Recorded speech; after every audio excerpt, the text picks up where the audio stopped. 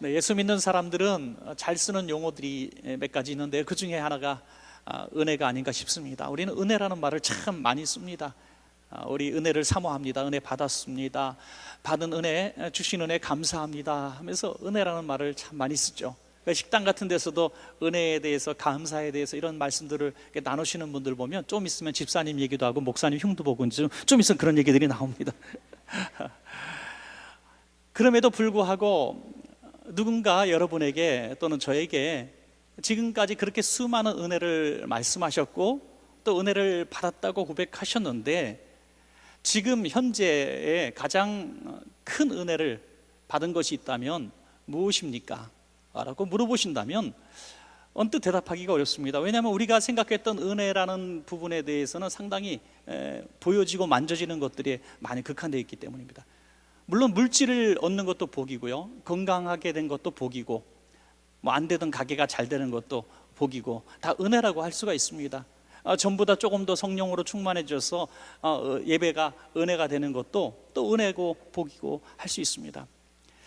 그렇다면 이 은혜는 상당히 제한적이고 또 시간에 따라서 또 변화되는 그런 수준의 것이 아닌가 이렇게 생각하게 됩니다. 그런데 오늘 사도 바울의 경우를 보니까 우리가 생각했던 그런 은혜와 조금 다른 은혜를 말씀하고 있습니다. 사도 바울은 지금 현재 많이 부족했습니다. 체력적으로도 부족했고 또 여러 가지 건강에도 별로 좋은 점이 없었습니다. 늘 피곤했고 또 육체의 가시를 안고 살았고 대적들로부터 둘러싸여 있었고 세계 선교하느라고 늘 고달팠습니다. 비방자들이 늘 곁에 있었습니다. 그럼에도 불구하고 지금 현재 위치에서 지금 나의 나 된 것, 지금 내 위치에 서게 된 것은 다 하나님의 은혜다 라고 얘기하면서 만족하고 있었다는 것이죠. 여러분, 놀라운 것은 이 사도 바울이 지금 이 은혜라고, 내가 받은 은혜가 너무 크다고 간증했던 은혜를 저와 여러분이 이미 받은 은혜라고 하는 것이죠. 그리고 그 은혜는 계속 누릴 수 있는 그런 풍성함이 있는 은혜라고 하는 것입니다. 그런데 우리는 그 은혜를 사도 바울처럼 감격적으로 은혜로 여기지 않는 것입니다. 은혜는 깨달아야 은혜라는 말이 있습니다. 이게 은혜구나 라고 깨달아져야 은혜가 된다는 거죠. 아파본 사람이 건강할 때의 고마움을 알죠. 물질이 늘 부족함이 없이 살다가 처음으로 물질의 부족함을 경험했던 이런 분들도 있을 거예요. 그럴 때 내가 참 잘 살았구나, 우리 남편과 우리 부모님이 정말 수고 많이 하셔서 이렇게 내가 잘 살았구나, 우리 자녀들이 참 이렇게 성실하게 살았구나, 이렇게 그때서야 비로소 그때의 생활들이 은혜로운 삶이었다는 것을 깨닫게 되는 것이죠. 그래서 깨달아야 은혜인 것입니다. 사도 바울이 지금 이 깨달음 속에서 나는 너무나 은혜 속에 살아서 감사하다, 만족하다는 이 고백을 한 것이죠. 그 고백은 오늘 본문을 통해서 보니까 딱 두 가지입니다. 이 두 가지를 저와 여러분도 같이 누리고 있는 은혜고, 또 앞으로 내가 은혜로 알고 감사하게 되면 더 풍성하게 누릴 수 있는 은혜인 것입니다. 그럴 때 우리는 세상에 많은 부족한 것들이 있어도 바울처럼 지금 내가 나 된 것은 하나님의 은혜입니다, 지금 내가 너무 하나님의 은혜 속에서 감격하며 살아가고 있습니다라고 고백할 수 있는 행복한 삶을 살 수 있게 되는 것입니다. 오늘 저와 여러분도 바울처럼 이 두 가지 은혜를 은혜로 여기고 감사하고 은혜를 지킬 수 있는 우리 귀한 성도님들 되시기를 간절히 부탁합니다. 첫 번째는 부활하신 예수님을 만난 은혜입니다. 사도 바울은 부활하신 예수님을 만난 그 은혜가 너무나 고마워서 그 은혜를 지금 내가 나 되게 한 그 은혜라고 고백하고 있습니다. 오늘 함께 읽으신 고린도전서 15장은 굉장히 유명한 장입니다. 소위 부활장 이렇게 말하고 있습니다. 부활에 대해서 쭉 이 사도 바울은 말씀하고 있죠. 1절부터 거기 보면 부활하신 예수님이 역사적 사실로 드러났던 증거들을 말하고 있습니다. 시몬 베드로를 비롯해서 제자들을 다 만나주셨고, 또 500명이나 되는 형제들을 동시에 만나주셨고, 나중에는 자신까지 주님을 대적하고 또 예수 믿는 사람들을 잡아 가두는 이런 대적자, 핍박자인 자신까지도 만나주셨다고 감격하고 있는 것입니다. 그래서 그것이 은혜라는 것이죠. 여러분, 은혜는 권리가 있어서 요청해서 받는 게 은혜가 아니라는 겁니다. 은혜는 자격 없는 자에게 주신 것이 믿어질 때 은혜가 되는 것입니다. 여러분, 우리가 하나님을 만날 만큼 성실하게 살았고 착하게 살았고 주님을 기쁘시게 해서 주님이 우리를 만나 주신 것이 아니라, 내가 자격이 없는데 주님이 나를 만나 주셨다는 그 믿음이 있는 분들은 오늘 그것을 은혜로 믿고 감사하게 될 줄로 믿습니다. 고린도전서 15장 8절부터 9절까지 보시면, 맨 나중에 만삭되지 못하여 난 자 같은 내게도 보이셨느니라. 나는 사도 중에 가장 작은 자라. 나는 하나님의 교회를 박해하였으므로 사도라 칭함받기를 감당하지 못할 자니라. 바울은 자신이 왜 은혜를 받을 자격이 없는가, 특별히 부활하신 주님을 만날 자격이 없는가를 이렇게 설명해 놓고 있죠. 먼저 뭐라고 말합니까? 만삭되지 못하고 나은 자. 다시 말해서 요즘 말로 칠삭둥이 이런 식으로 얘기하는 거, 팔삭둥이 얘기하잖아요. 실제로 바울이 그렇게 태어난 것은 아니죠. 육체적으로 내가 참 미숙아처럼 난 정말 부족한 사람입니다. 생각도 짧고 늘 부족하고 미련한 사람입니다. 이런 부족한 사람 중에서도, 많고 많은 사람 중에서도 부족한 사람을 만나 주셨습니다 하면서 감격하고 있는 것이죠. 또 하나는 사도 중에 가장 작은 자다. 주님의 제자들 가운데 자신의 위치가 가장 작은 자라고 얘기합니다.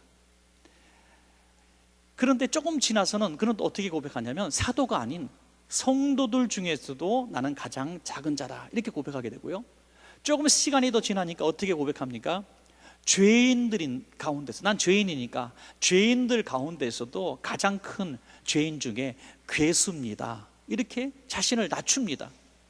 점점 믿음이 깊어지고 신앙이 깊어질수록 주님이 나를 만나주신 것이 더 고마워지는 것입니다. 사랑하는 여러분, 오늘 예배하시는 여러분들 모두가, 저는 이 수준까지 가기를 주의 이름으로 축복합니다. 그냥 주님의 나를 만나주신 것이 너무나 고마운 정도가 아니라, 신앙생활을 하면 할수록, 내가 살아갈수록 내가 얼마나 부족한 자인지, 내가 영적으로 육신적으로 얼마나 미련하고 보잘것없는 자인지, 죄인 중에 괴수인 나를 만나주신 은혜가 점점 더 깊어지는 것입니다. 또한 나는 교회를 박해하던 자다, 이렇게까지 고백합니다. 교회를 박해하던 자. 그의 고백대로 그는 스데반 집사님을 잡아 죽이는 데 앞장섰고요, 또 예수 믿는 사람들이 모였다는 곳을 가기 위해서 다메섹까지 가던 사람입니다. 그 가던 길에서 태양보다 강력한 우리 주님의 빛을 만나게 되었고, 그 주님의 음성을 듣죠. 나는 내가 박해하는 예수다. 나는 내가 박해하는 예수다. 여러분, 박해하는 예수, 그분이 벌을 내리시지 왜 만나셔서 그를 고쳐주셨을까? 우리는 항상 이런 통쾌한 마음을 갖고 있죠. 야, 예수님을 믿는 사람들을 잡아 죽이려고 하는 사도 바울에게 하나님이 쫙 나타나셔가지고 눈을 확 멀게 해가지고, 이놈의 자식 어디 까불어, 감히 예수 믿는 사람들을 건드리려 하다니, 나는 네가 박해하는 바로 예수야, 난 저들 편에 있는 사람이야, 하나님이야 하면서 이 사도 바울을 꼬꾸라뜨리고 벌하시면 아주 통쾌할 텐데, 그를 만나주신 이유가 박해자에서 주님을 증거하는 증거자로 삼으시려고 그를 꼬꾸라뜨리셨다는 거죠. 이것이 바로 은혜라는 것입니다. 우리가 하나님의 징계를 받을 때가 있어요.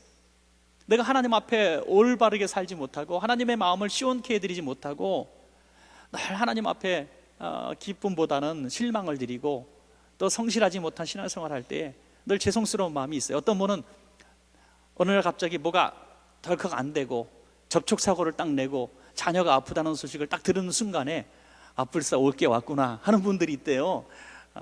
남의 얘기니까 그렇게 신경 쓰실 필요 없고, 올 게 왔구나, 내가 이럴 줄 알았어, 내가 요즘 신앙생활 참 이렇게 잘 못했는데 하나님이 언제가 혼낼 줄 알았어, 그런 생각을 한다는 거예요. 그러나 여러분, 사도 바울을 통해서 우리가 깨닫게 되는 것은, 하나님은 벌하시기 위해서 징계하시는 것이 아니라 깨닫고 돌이키시기 위해서 우리에게 고난을 주신다는 것입니다. 그래서 은혜라는 거예요.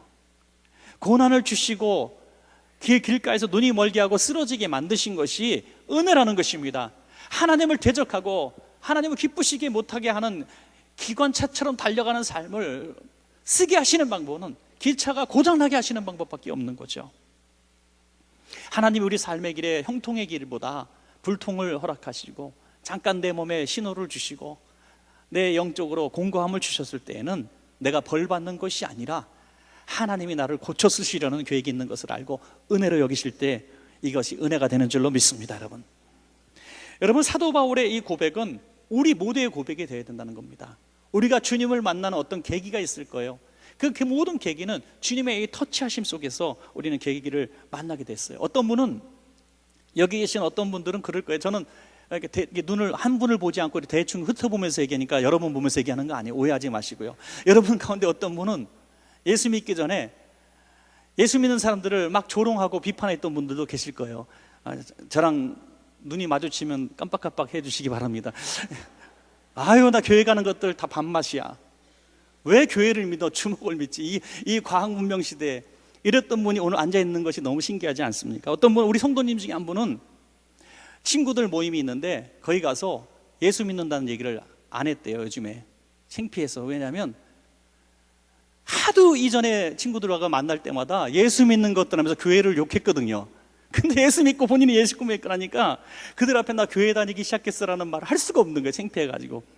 그랬다는 얘기를 제가 들었습니다.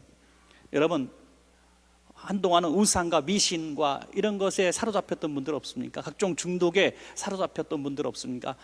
오늘 이 휴일이나 주일만 되면은 쾌락을 쫓아 다녔던 그런 분들은 없습니까? 교회를 핍박하고 관심조차 없고 교회 예배 예수 믿는 사람들을 박해했던 이런 경험들은 없습니까? 중요한 것은 오늘입니다.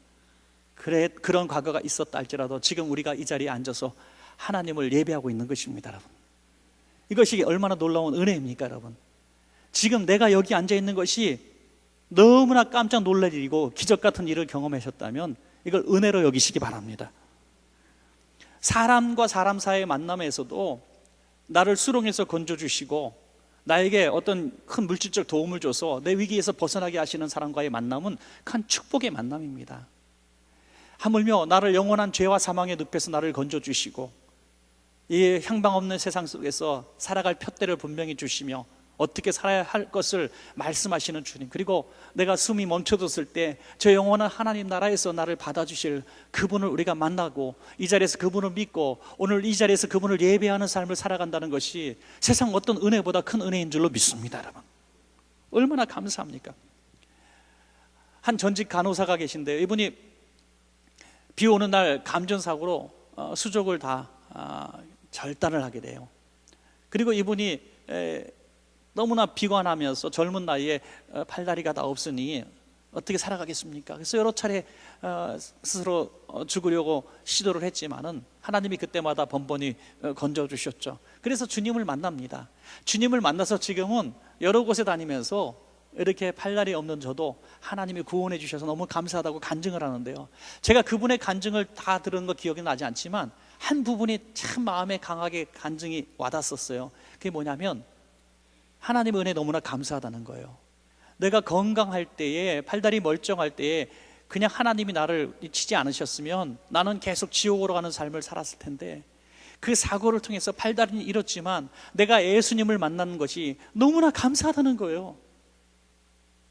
그런데 우리가 이렇게 다 몸이 성한 상태에서 주님을 만나고 이 자리에서 예배할 수 있다는 것은 그분보다 받은 복보다 더 큰 은혜를 우리는 받은 것입니다. 여러분, 얼마나 감사합니까?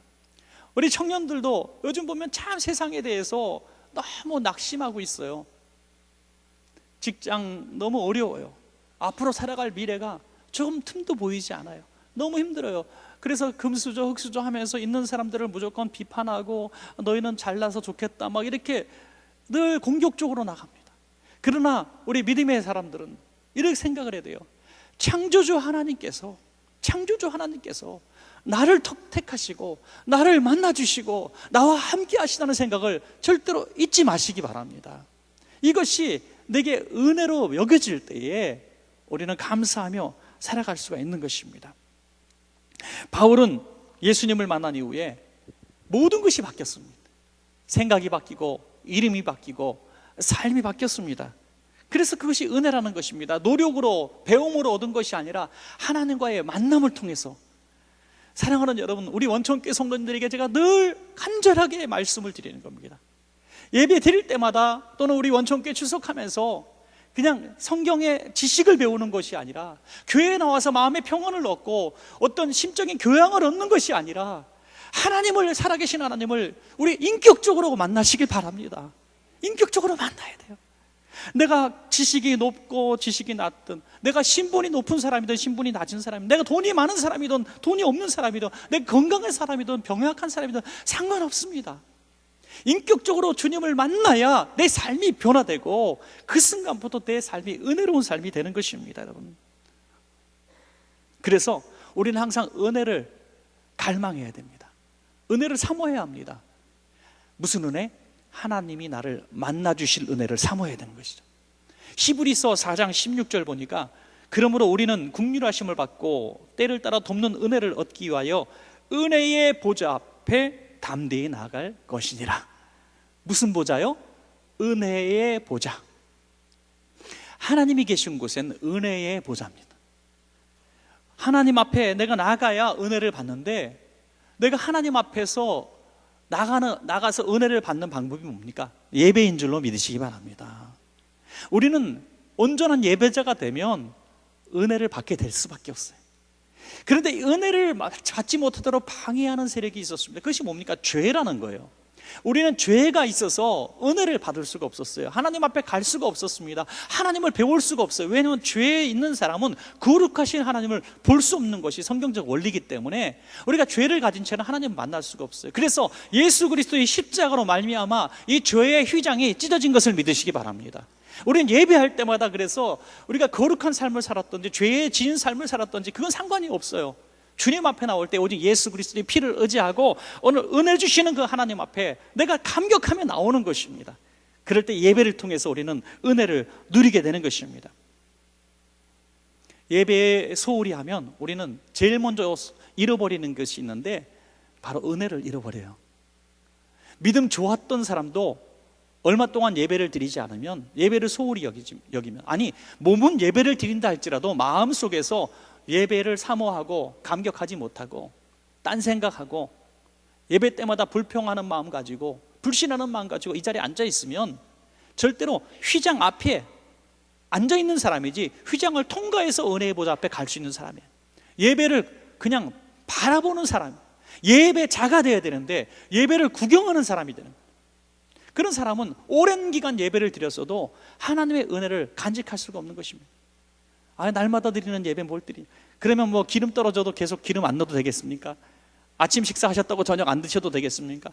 은혜도 소멸되는 것입니다. 계속 은혜를 충만히 받아야 되는데, 그래서 하나님의 보좌 앞에 자주 나가야 되는 것입니다. 예배해야 된다고 하는 것입니다. 왜? 하나님 앞에 나가면 은혜를 받기 때문인 것입니다. 여러분, 예배는요, 저는 이렇게 생각합니다. 우리를 다른 차원의 세상으로 인도하는 것이다. 제가 지은 말인데 너무 멋있는 것 같아요. 좀 받아 적으세요, 여러분도. 이럴 때 예배는 우리를 다른 차원으로 인도하는, 사드락과 메삭과 아벳느고가 이 풀무불 속에 들어가잖아요. 불의한 자들의 손에 의해서 풀무불에 내어 던집니다.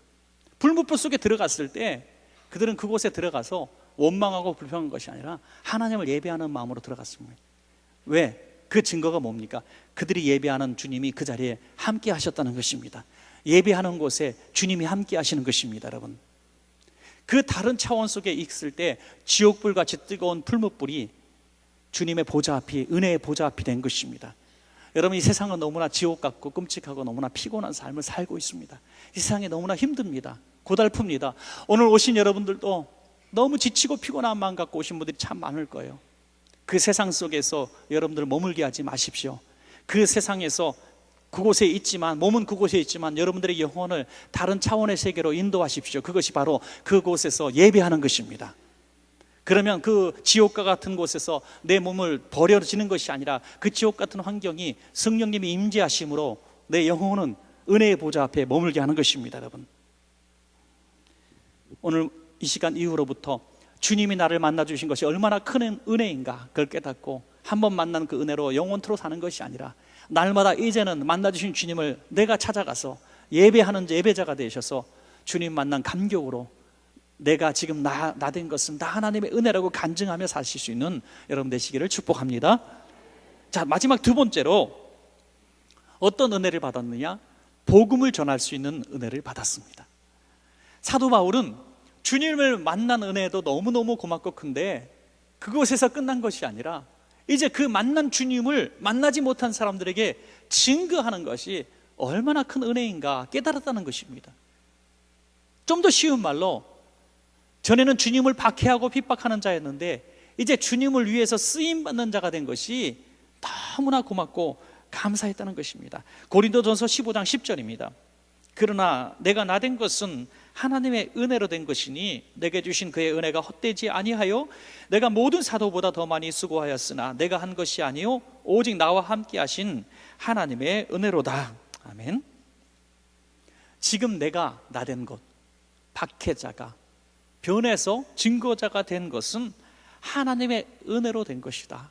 그러므로 말미암아 내가 누구보다 열심히 수고했는데, 정말 열정적으로 수고했던 대표적인 사람들인 사도들보다 내가 누구보다도 뒤처지지 않을 정도로 열심히 일했다는 거예요. 사랑하는 여러분, 내가 원천교회 많은 성도님들보다, 아니 원천교회 어떤 장로님들, 목사님들보다 내가 더 열심히 일했다라고 말할 수 있는 귀한 성도님들이 나왔으면 참 좋겠습니다.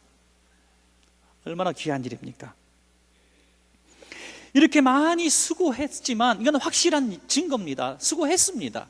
그런데 그것도 내가 한 것이 아니요 하나님의 은혜로다 그런 거죠. 일할 수 있는 것도 하나님의 은혜다. 주님 앞에 다른 분들보다 조금 수입이 많아서 11조를 조금 많이 드려, 그래서 내가 우리 원천교회 11조 랭킹 몇 위야, 그거 자랑할 필요 없다는 거예요. 내가 건축할 때 내가 몇 억을 들였어, 그 자랑할 필요가 없다는 거예요. 왜? 하나님이 내게 드릴 수 있는 은혜를 주셨기 때문에 감사하라는 거예요. 믿습니까? 그냥 감사가 더 크다는 거, 자랑할 필요가 없는 거죠. 내가 하나님의 은혜로 공부도 많이 했어요. 하나님의 은혜로 좋은 직장 들어갔어요. 하나님의 은혜로 좋은 사람 만나 결혼했어요. 하나님의 은혜로 아름다운 자녀를 낳았어요. 이걸 은혜로 여기라는 거예요. 은혜로. 그래서 내가 받은 것이 크면 클수록 더 감사하라는 거예요. 이것이 은혜를 아는 자의 올바른 태도라는 것입니다. 사도 바울은 주님의 은혜를 어떻게 내가 표출했는가? 복음을 전하는 것으로 내가 받은 은혜를 증명하라고 했습니다. 여러분, 은혜를 은혜로 아는 사람은 은혜를 갚으려고 하는 사람입니다. 은혜를 은혜로 아는 사람이 갚으려고 하지 않으면 은혜를 은혜로 여기는 사람이 아닙니다. 너무 어려운 말인가요? 감사합니다. 감사합니다. 감사합니다. 엘리베이터 문 열을 때 안녕, 감사합니다. 어서 오세요. 백화점 들어갈 때 어서 오십시오. 안녕하십니까? 그게 영혼 있는 인사입니까? 아니에요. 우리는 주님 앞에 너무나 하나님의 은혜에 감사하다고 너무 영혼 없는 감사를 많이 하고 있어요. 너무 영혼 없이. 그래서 어버이날에도 현수막 누가 걸어놨어요. 꽃으로 퉁칠 생각하지 마라. 꽃보다 돈이 좋단다. 뭐 이런 거죠. 사도 바울은 내가 누구보다 수고 많이 했고 내가 누구보다 열심히 일했지만 이 모든 것 내가 하나님의 받은 은혜에 비하면 아무것도 아니라고 고백하고 있는 것입니다. 이것이 은혜를 은혜로 아는 자의 당연한 삶인 줄로 믿습니다. 여러분, 그는 세계 선교를 했던 사람이에요. 전 세계를 돌며 복음을 전했고 교회를 세우고 교회를 돌봤습니다. 여러분, 교회 하나 세우는 게 얼마나 힘든 일입니까? 교회 하나 세우고 또 성도님들을 이렇게 또 훈련하고 가르치는 게 얼마나 힘든 일입니까? 여러 교회를 세워요. 또 관리합니다. 또 수모와 멸시 박해를 받고 돌팔매질을 당하고 옥에 갇히기도 합니다. 굶주리기도 합니다. 조롱과 멸시를 당합니다. 노년에는 초라하게 감옥에서 죽어갑니다. 결국 순교의 제물이 되었습니다. 왜 그러고 포기하고 싶지 않겠습니까? 하나님, 나 이렇게 달아지도록 이렇게 나만 쓰십니까? 나 좀 피곤합니다. 좀 쉬고 싶습니다.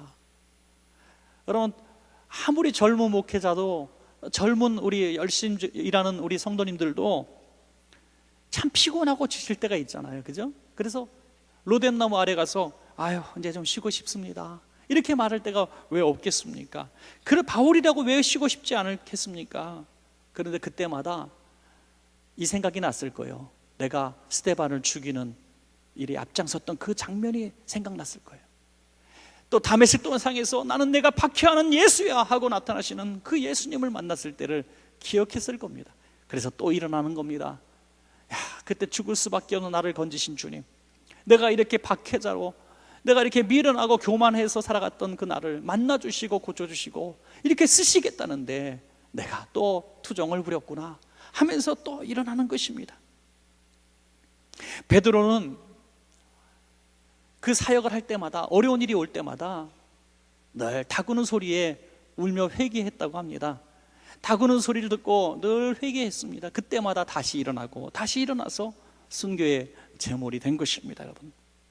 여러분, 내가 누구인지, 내가 어떠한 죄인인지, 내가 얼마나 보잘것없는 사람인데 하나님이 만나주셨는지 이것을 늘 기억하는 사람은 오늘의 삶을 통하여 그 은혜를 갚는 증거를 보이는 것입니다. 고린도전서 15장 10절 끝절에 보니까 내가 한 것이 아니요 오직 나와 함께 하신 하나님의 은혜로다. 하나님의 은혜로다. 지금 사랑하는 여러분, 뭔가 주님을 위해서 내가 뭔가 할 수 있다면 이것이 은혜인 줄로 믿으시기 바랍니다. 무엇인가 할 수 있다면. 아무것도 할 수 없을 때가 오지 않겠어요? 우리 나이 많으신 어르신들 진짜 수익도 없고 자식들이 주는 용돈으로 이렇게 생활하시고 이렇게 사시는 분들, 손주들이 오면 줄 게 없을 때 제일 힘들다 그래요. 손주들이 왔을 때, 손주 손녀들이 왔을 때 뭔가 줘야 되는데 줄 게 없을 때, 그러니까 미리 찾아가시면, 손주 손녀 데리고 가시면 미리 용돈부터 드리시기 바랍니다. 그러면 갈 때 주면은 그 또 이제 주시는 기쁨이 없으니까 먼저 드리고 다시 뺏어가면 되는 거예요. 그죠? 가서 애들이 다 받아가는 거예요. 근데 그게 우리는 속상한 일이겠다고 생각하지만 부모님은 제일 행복하다는 거예요. 그 순간이. 갈 때 주면은요 화나는 거예요. 먼저 줬으면 내가 애들에게 용돈을 줬을 텐데 갈 때 주니까 애들한테 용돈 기회가 없는 거예요. 너무 속상하다는 거예요. 부모 마음을 우리가 그렇게 모르는 거죠. 여러분, 내가 뭔가 할 수 없을 때가 와요. 손끝으로 뭔가 일할 수 있을 때, 내가 물질로 뭔가 섬길 수 있을 때, 내가 재능으로 뭔가 하나님 앞에 봉사할 수 있을 때, 가르침으로, 찬양으로, 어떤 안내로, 봉사로, 어떤 기술을 가지고 수고할 수 있을 때, 이 모든 것이 하나님의 은혜로 알고 감사하며 일하시는 여러분 되시길 바랍니다. 여러분, 사도 바울은 이 사상이 강하게 들어오니까 자기의 육체의 가시조차 어떻게 해석합니까? 육체의 가시 때문에 그는 사역의 걸림돌이 된다고 생각했습니다. 그래서 주님 앞에 기도합니다. 하나님, 내가 육체의 가시 아픔 때문에 내가 좀 더 열정적으로 복음을 전할 수 없습니다. 우리가 마치 이렇게 기도하는 거예요. 하나님, 내가 물질을 주시면 물질 갖고 열심히 일할 텐데 왜 물질 안 주십니까? 하나님, 내가 승진하면 조금 더 열심히 일할 텐데 왜 승진 못하게 하십니까? 내가 건강을 회복하면 더 열심히 일할 텐데 왜 건강을 주시지 않습니까? 하면서 우린 그 조건을 자꾸 걸고 있었다는 거예요. 사도 바울도 그랬습니다. 그런데 주님의 음성을 듣고 난 다음에 그 모든 생각이 바뀌었습니다. 고린도서 12장 9절에 나에게 이르시기를 내 은혜가 내게 족하도다. 이는 내 능력이 약한 데서 온전하여 짐이라 하신지라. 그러므로 도리어 크게 기뻐함으로 나의 여러 약한 것들에 대하여 자랑하리니 이는 그리스도의 능력이 내게 머물게 하려 함이라. 그 가시가 은혜다. 그 아픔이 내가 지금 부족해서 하나님의 영광을 올리지 못하고 있다고 생각했던 그것이 은혜다. 여러분, 얼마나 놀라운 얘기입니까? 나는 그것이 있으면 더 하나님 앞에 충성할 수 있다고 생각하고 그것을 구했는데 그것이 없는 것이 은혜라는 거예요. 왜? 내가 하나님 앞에 할 수 있는 것이 하나도 없기 때문이죠. 하게 하시는 분이 하나님이기 때문인 것이죠. 그러므로 내가 무엇이 있고 없고가 중요한 것이 아니라 하나님의 능력이 내게 머물어서 하나님의 능력으로 할 수 있는 것이 은혜라는 것입니다. 여러분, 오늘 사도 바울이 가진 복음의 원동력이 무엇이었을까? 지치지 않는 원동력이 무엇이었을까? 전 두 가지가 있었다고 생각해요. 하나는 자신의 삶에 그런 죄책감들이 있었다고 생각해요. 그 과거에 부끄러운 삶이 있었잖아요. 그 죄책감. 또 하나는 바로 육신의 가시였다고 생각해요. 자기의 연약함 때문에 더 많이 기도했고 연약함 때문에 더 애절하게 하나님 앞에 매달렸을 거예요. 여러분, 우리 가운데도 이 두 가지가 있는 분들은 굉장히 하나님 앞에 더 열정적으로 일하시는 걸 보게 됩니다. 어릴 때부터 신앙생활 곱게 하셔서 평생 술, 담배도 안 드시고 주일 한 번도 어긴 적 없고 어릴 때부터 11조도 배워서 이렇게 잘 사신 분들도 참 많아요. 참 아름다운 삶이죠. 그런데 그분들보다 어떻게 보면 40대, 50대, 그것도 과거에 휘황찬란한 삶을 살고, 휘황찬란한 삶이 뭔지 아시죠? 그냥 그런 삶이 있어요. 경험하신 분들이 별로 없으리라고 생각하지만, 하여튼 뭐 휘황찬란한 삶을 살았고, 또 정말 하나님 앞에 와서 예배할 때마다 내가 이렇게 예배해도 되는가 할 정도로 자신의 삶이 부끄럽고, 그렇지만 지금 하나님이 나를 만나주시고 너무나 고맙고 감사한 분들은요, 내가 갑절로 일한다는 거예요. 포도원의 비유에 보니까 마지막 1시간 남기고 들어온 사람이, 저는 아침 9시, 7시, 9시에 들어온 사람보다 절대로 일의 분량이 적다고 생각하지 않습니다. 그들은 느슨느슨하게 하루 종일 일했지만 1시간 남겨두고 들어온 사람은 뼈가 빠지도록 죽도록 일했을 것 같아요. 그래서 동일한 한 달란트를 받은 것은 시간의 얘기가 아니라 노동의 대가의 열정의 페이라고 생각합니다. 같은 대가를 주신 거예요. 여러분, 늦게 신앙생활 하신 분들은 더 열심히 일하더라고요. 더 열심히 섬기더라고요. 예배 때마다 눈물 흘리더라고요. 왜?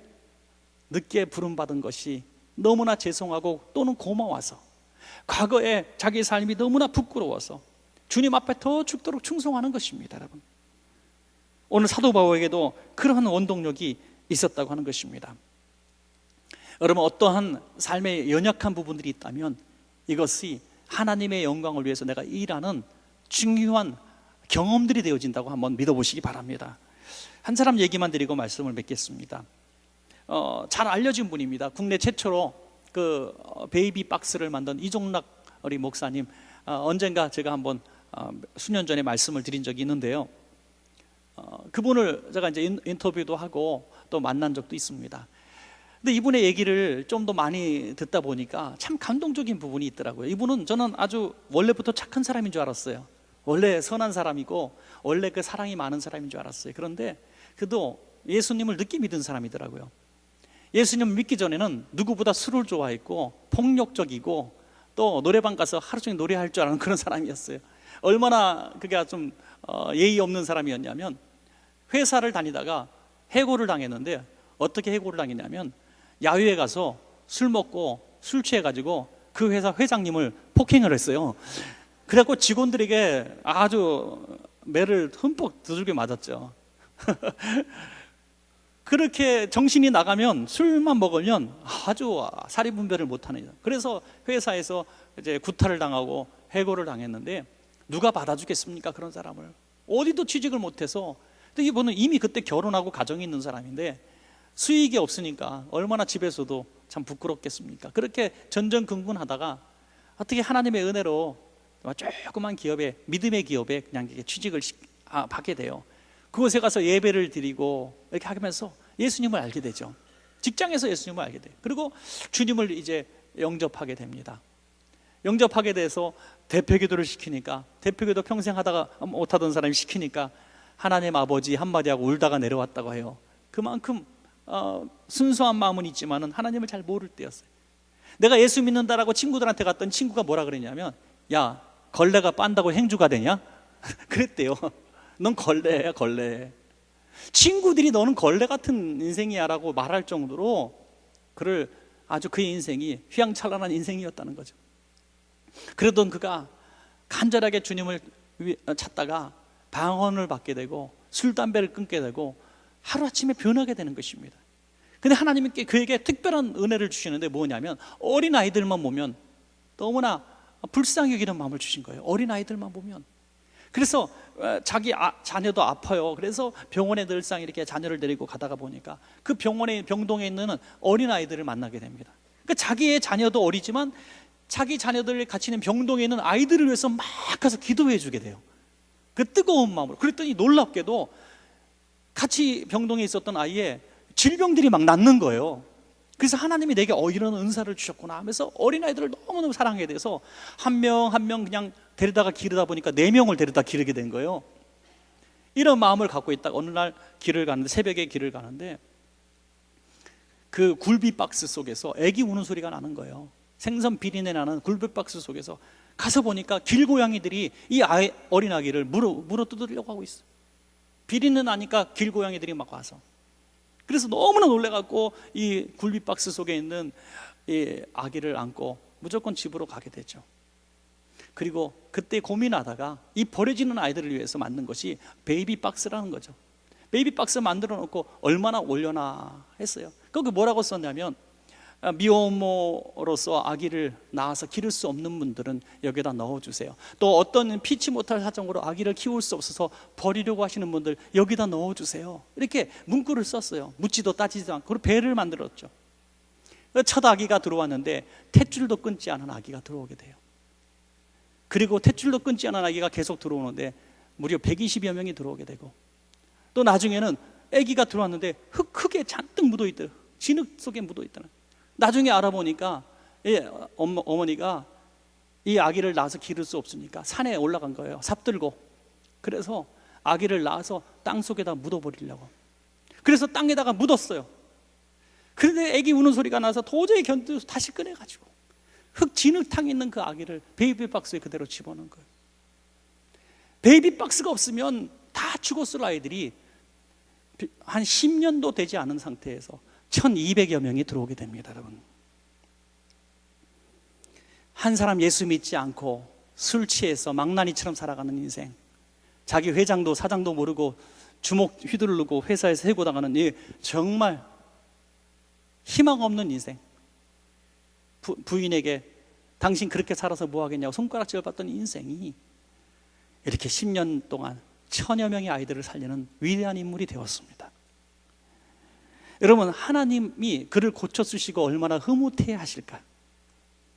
하나님을 만난 사람들은 은혜를 받은 사람이라고 하는데, 그 은혜를 받은 사람이 해야 될 삶의 증거는 뭐냐? 은혜를 갚는 일입니다. 그 은혜를 갚는 일이 제1번이 뭐냐? 사람을 살리고 영혼을 살리는 일인 줄로 믿습니다. 여러분, 우리가 하나님의 은혜로 영혼의 구원을 얻고 이렇게 희망을 가지고 살아갈 수 있게 되었다면 우리는 그 은혜를 베푸는 삶을 살아야 한다는 거죠. 사도 바울은 이것을 분명히 했습니다. 내가 나된 것은 하나님의 은혜다. 내가 어떤 사도보다 수고하고 애썼지만 이것은 내가 한 것이 아니 오직 하나님의 은혜다.